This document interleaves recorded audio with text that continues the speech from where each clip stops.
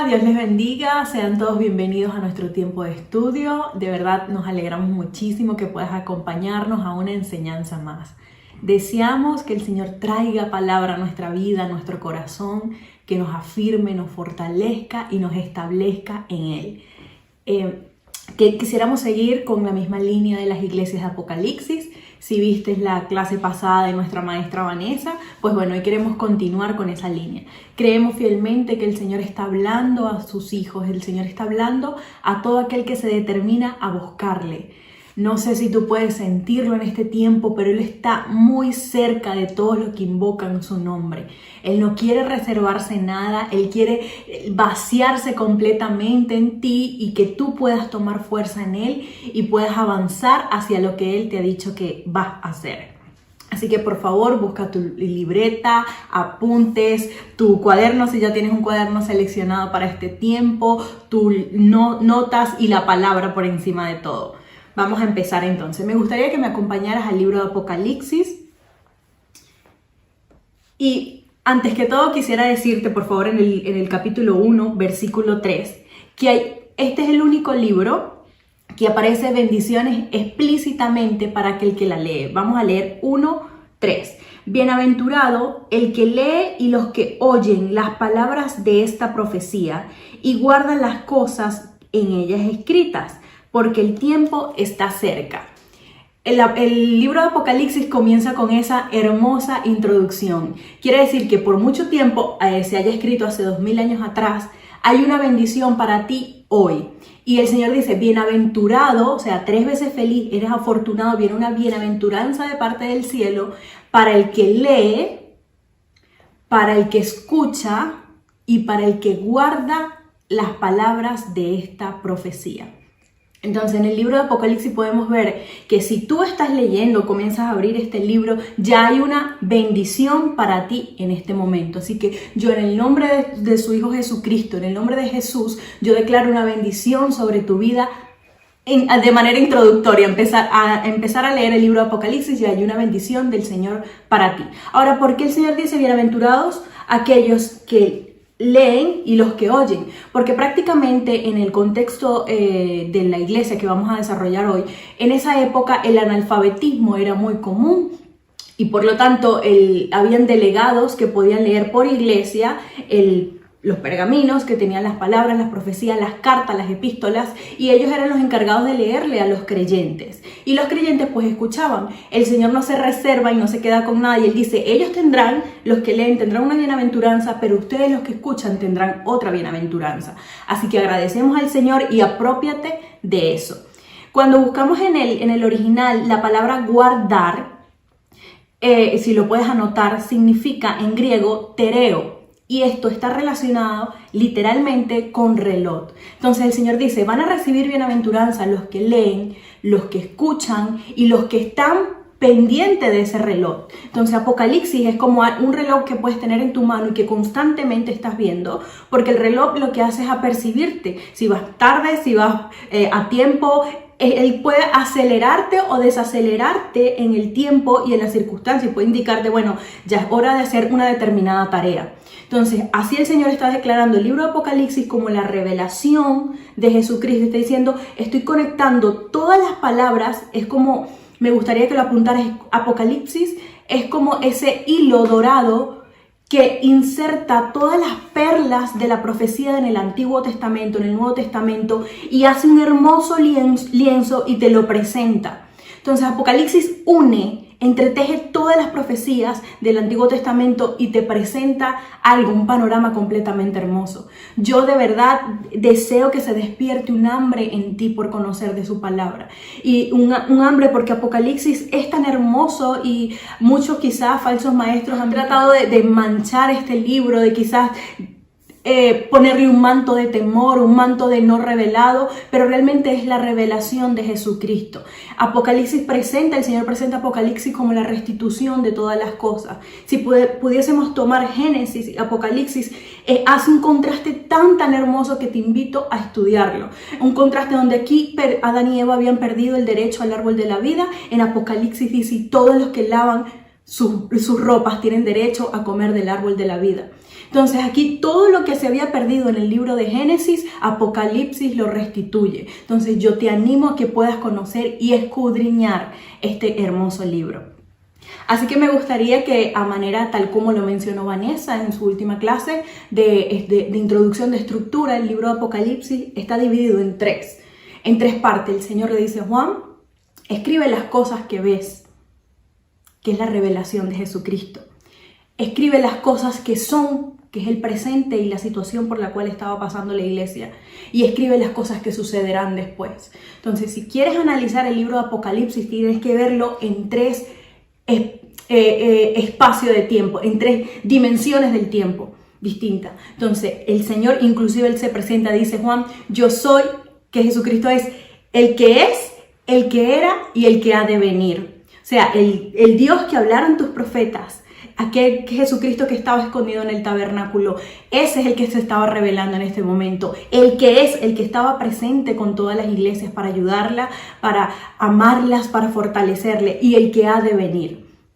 Ahora tú te preguntarás, ¿y quién escribió el libro de Apocalipsis? En el capítulo 1, en el versículo 9, ahí está tu respuesta. Juan, el apóstol, el discípulo que amaba a Jesús, el que escribió el Evangelio de Juan, el mismo que escribió la primera, segunda y tercera carta de Juan. Este fue el apóstol que el Señor le plació vaciar toda la revelación de lo que iba a ocurrir en los tiempos finales.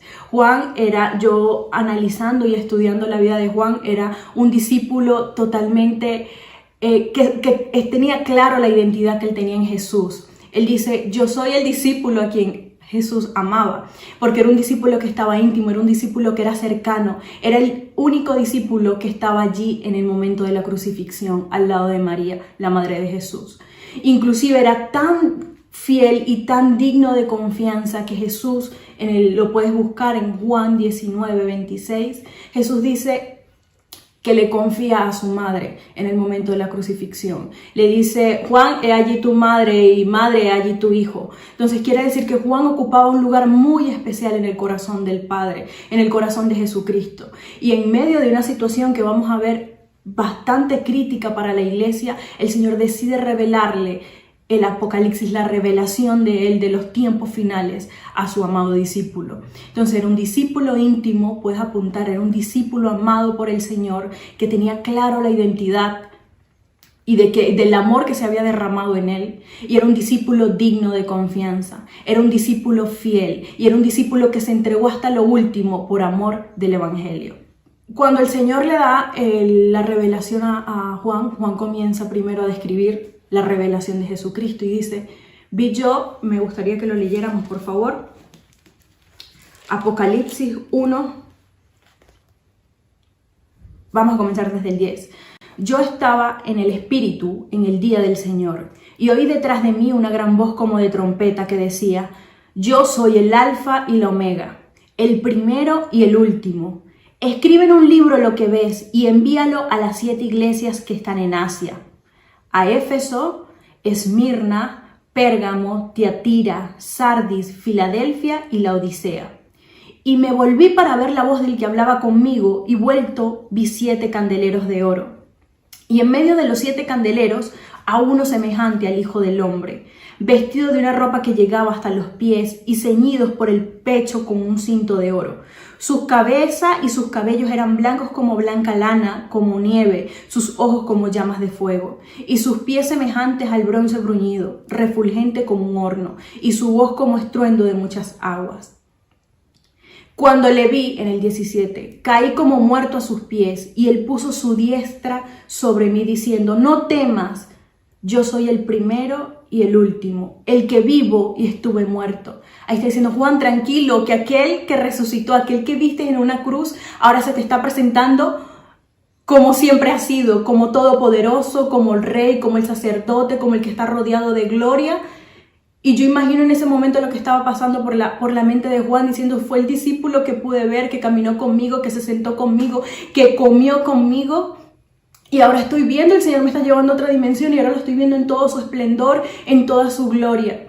Es que el Señor necesitaba para que Juan pudiera hacer todo lo que iba a hacer más adelante y para que Juan pudiera ser ese conector hermoso entre la iglesia, los fundamentos de los apóstoles y lo que estaba ocurriendo en el cielo. Era necesario que Juan entendiera a quién estaba viendo.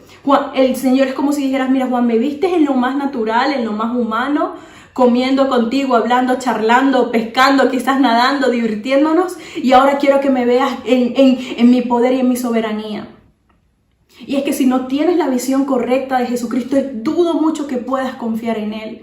¿Cómo puedes depositar tu confianza en alguien que no conoces? Si dudas, y me encanta que el libro de Apocalipsis pueda iniciar con la revelación de Jesucristo, porque si narra los juicios, lo que se va a pasar, el arrebatamiento de la iglesia, o sea, narra todo muchísimo y explícito. Habla de dragones, habla como si fuese una película, pero por encima de todo él dice: mira, yo te presento el primero al último, al alfa y el omega, el principio y el fin. O sea, por encima de todo lo que va a ocurrir, es necesario que tú pongas los ojos en mí y que tú puedas ver que yo realmente me estoy revelando a tu vida como el Todopoderoso.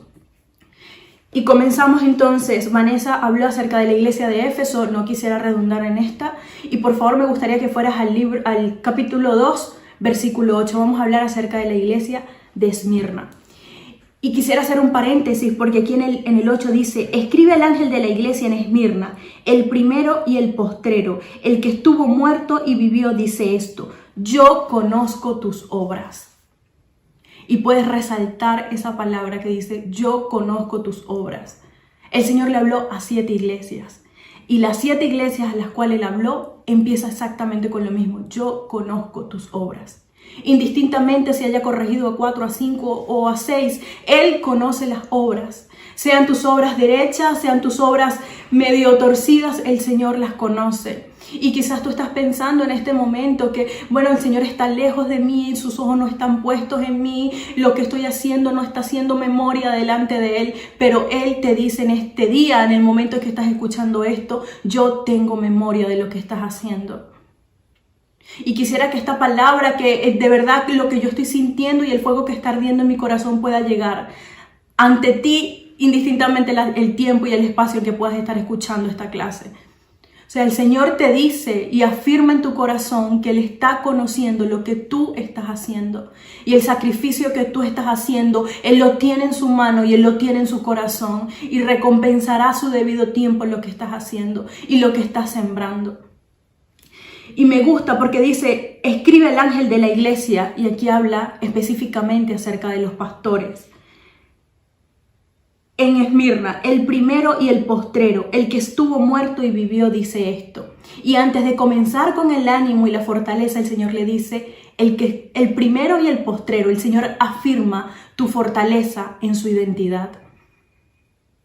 Porque más adelante dice: yo conozco tus obras y tu tribulación y tu pobreza, pero tú eres rico, y la blasfemia de los que se dicen ser judíos y no lo son, sino sinagogas de Satanás. No temas en nada de lo que vas a padecer. He aquí el diablo echará a algunos de vosotros en la cárcel para que seáis probados y tendréis tribulación. Aquí la palabra tribulación en griego, me gustaría que la apuntaras también, es tilpsis, que corresponde a prisiones de diversas circunstancias. Entonces el Señor le está diciendo a la iglesia de Esmirna, le está diciendo: yo conozco que tú estás siendo prisionada por diferentes circunstancias.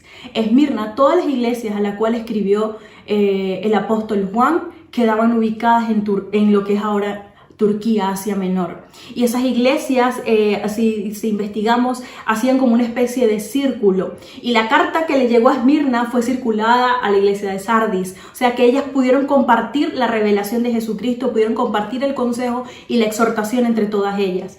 Cuentan los historiadores que se quedan asombrados de lo rápido que pudieron circular esas cartas y el efecto que estas pudieron haber tenido en los creyentes. Entonces el Señor está diciendo, porque en ese momento de la revelación, la iglesia estaba comenzando a sufrir una época oscura.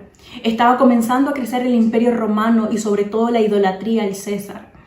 En Esmirna, que quedaba allí en Turquía, como lo dije anteriormente, se hacía culto al César.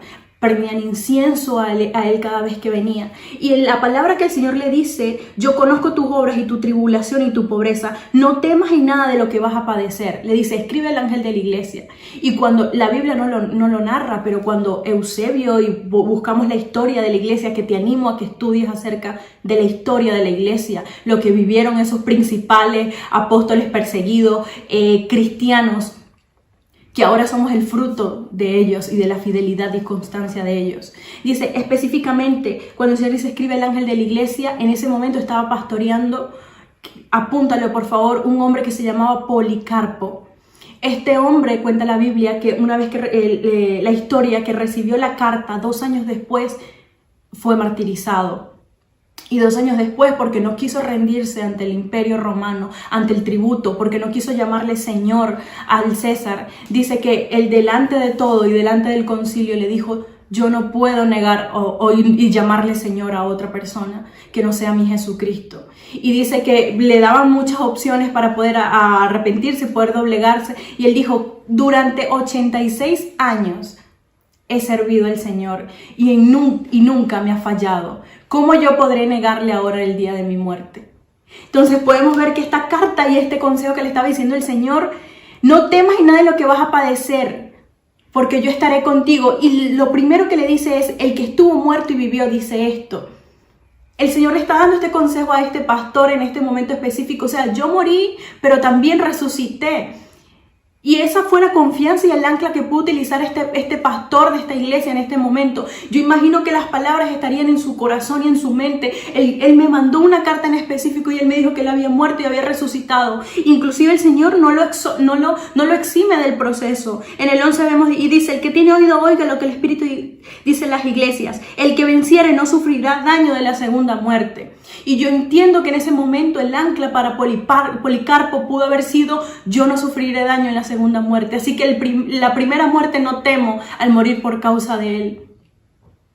Y me gusta cómo todo te podía tener sintonía y sincronizado, porque el Señor a veces te puede decir, vas a sufrir, pero confía que yo voy a estar allí.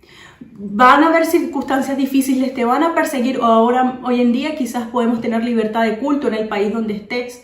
Pero hay persecuciones, el enemigo con todo su sistema te persigue, quizás la persecución está siendo desde tu propia casa, quizás está siendo en tu corazón, con tus pensamientos, con una relación dentro de la iglesia, no lo sabemos. El sistema te está persiguiendo una tentación, te está persiguiendo unos pensamientos, pero déjame decirte que el Señor pone algo por encima siempre de ti y dice, no temas porque yo voy a estar contigo, no temas porque yo voy a ser tu Dios. Yo conozco tus obras y conozco tu sacrificio.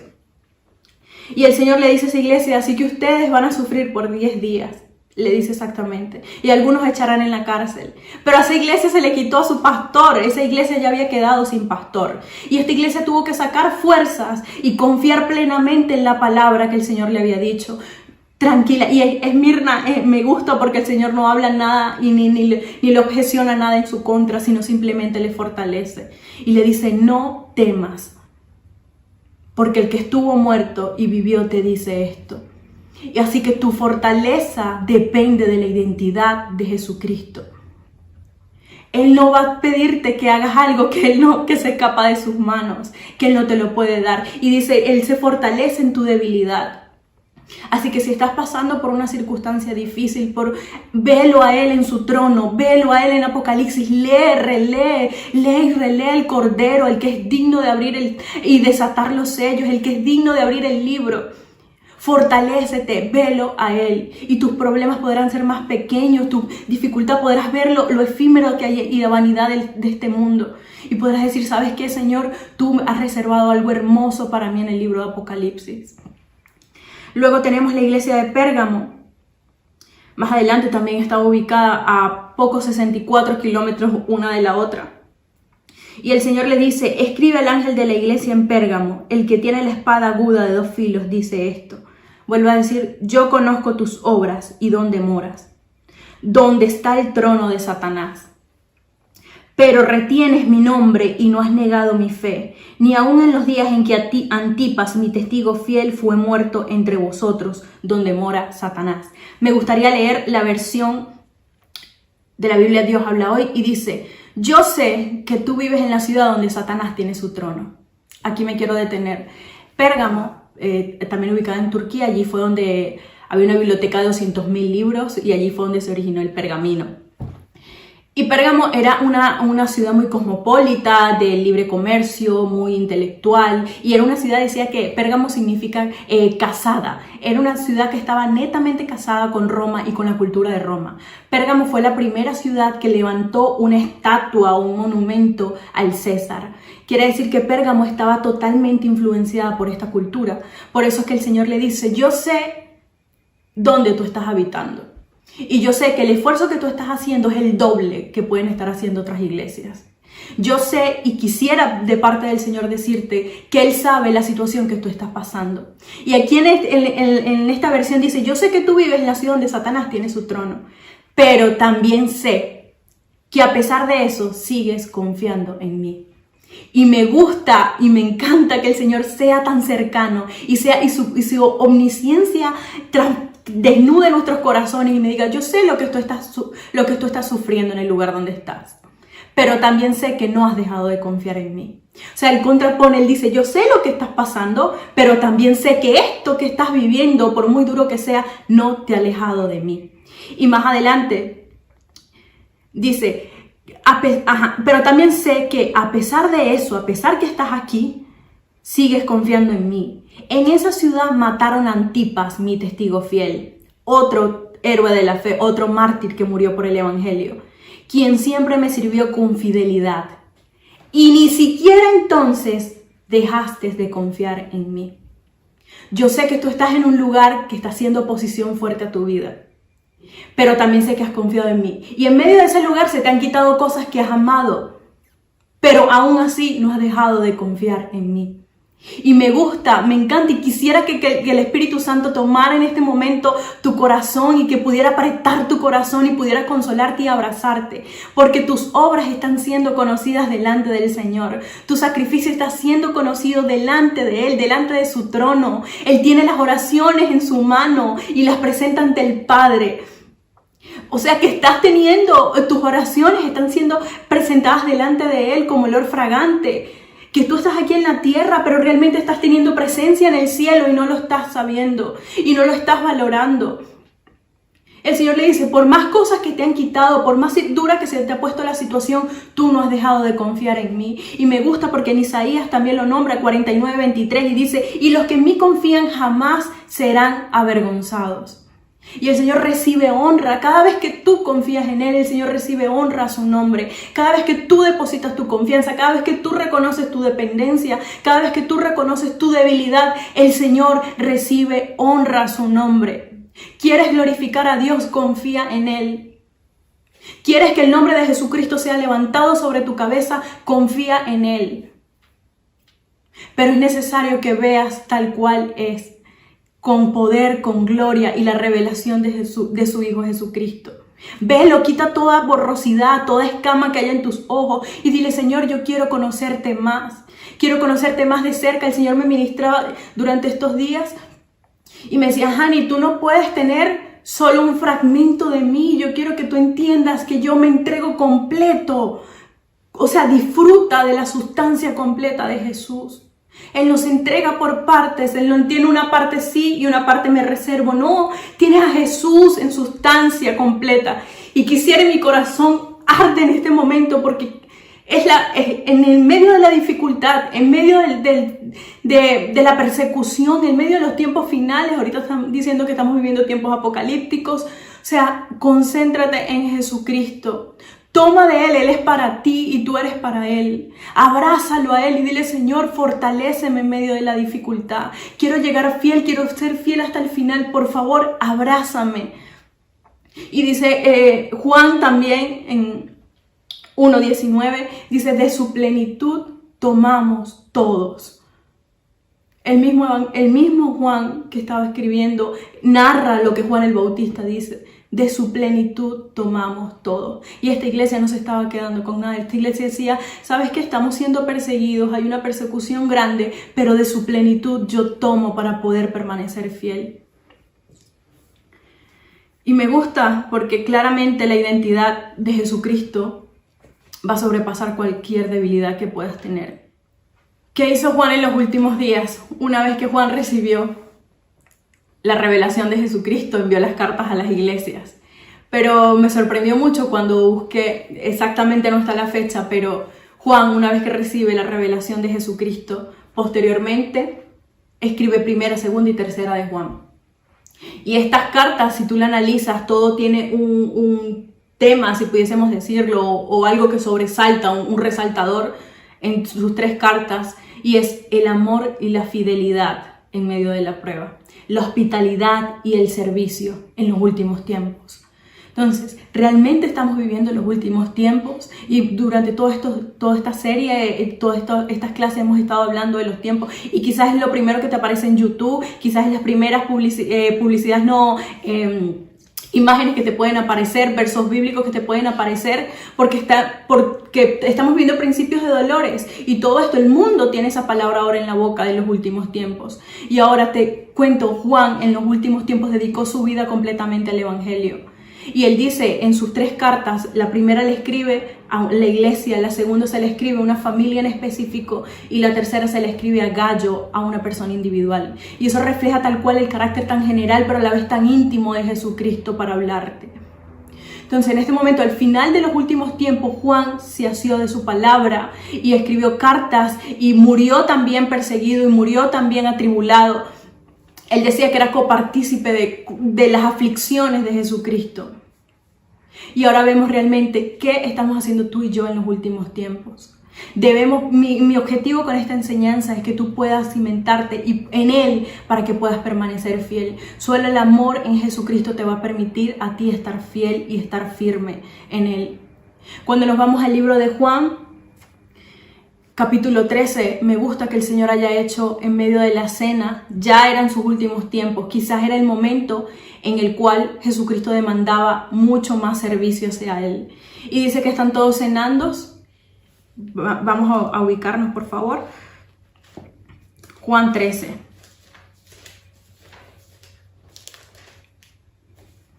Dice 13 versículo 1. Antes de la fiesta de las Pascuas, sabiendo Jesús que su hora había llegado para que se pasase de este mundo al Padre, como había amado a los suyos que estaban en el mundo, los amó hasta el fin.